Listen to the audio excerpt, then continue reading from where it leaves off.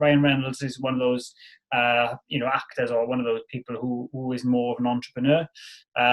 He's got his own brand of gin, aviation gin. He just said, look, I think it's a good business opportunity. I'm going to start. I'm going to do well with it. And aviation gin is one of the awards. It's one of the top selling gins in the USA.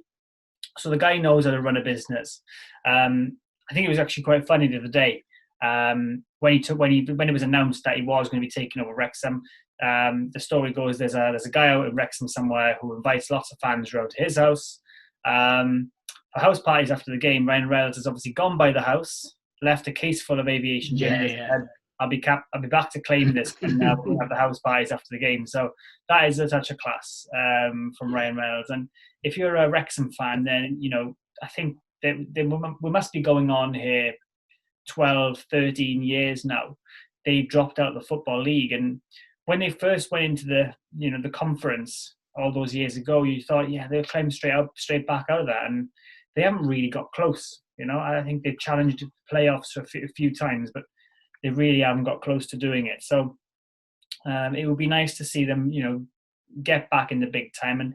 And Salford have shown recently how just minimal investment can get you out of those jams, and then they look to be now a really solid Football League side, Salford. So I think Wrexham will go the same way.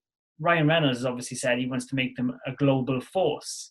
Do you know what? 2020 strikes again, doesn't it?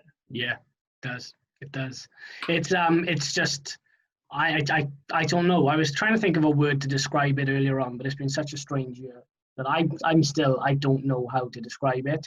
I'm reading about it now, and it says, why Wrexham? And then Rob McElhenney, I believe it's pronounced, his partner in the venture, says, why not?